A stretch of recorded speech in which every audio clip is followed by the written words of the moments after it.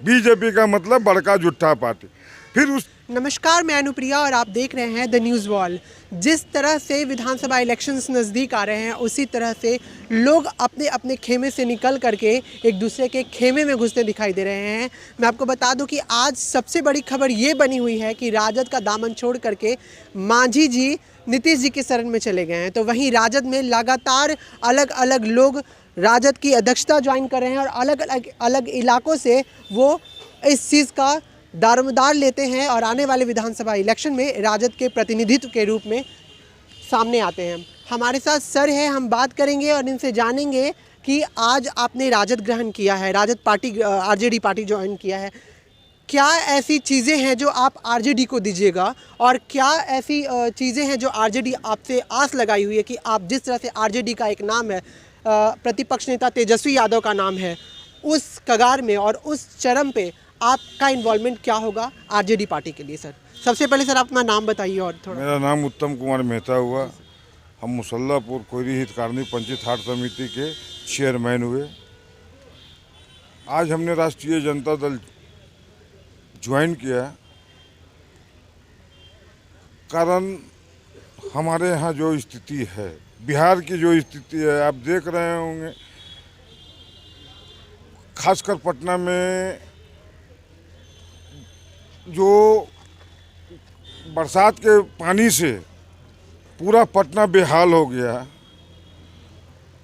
और कोरोना महामारी में जो लोग परेशानी झेलना पड़ा वो हम लोगों के आंखें के सामने से गुजरा।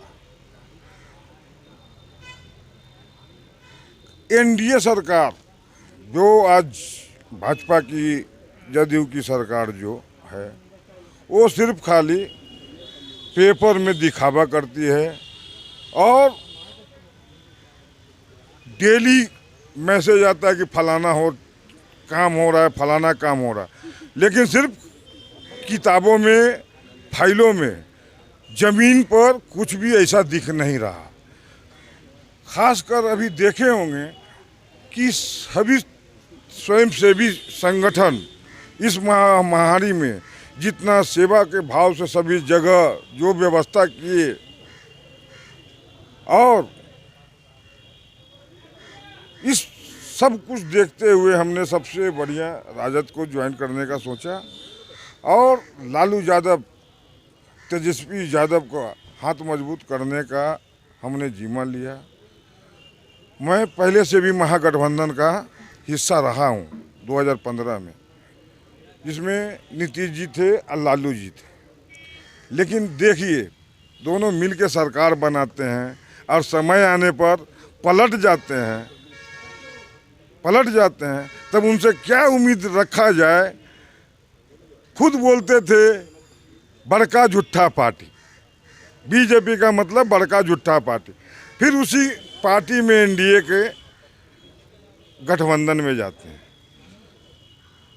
सब कुछ देखते हुए इस बार महागठबंधन के तरफ से हम यही अपने समाज को, कुशवाहा समाज को बताना चाहते हैं, इस बार लालू यादव के हाथों को मजबूत करें, तेजस्वी यादव के हाथों को मजबूत करें और सत्ता परिवर्तन के लिए राष्ट्रीय जनता दल को, पूरे महागठबंधन को वोट करें। यही उपेक्षा। सर दूरसंचार मंत्री नीरज जी ने अभी एक कटाक्ष किया है आरजेडी पे कि कुछ दिन पहले जब छोटे बेटे उनके जब गए हुए थे तेज प्रताप जी, तो वहाँ पे बहुत सारी चीज़ें उठी थी, बहुत सारे रूप से कानून का उल्लंघन किया गया था, लॉकडाउन का उल्लंघन किया गया था।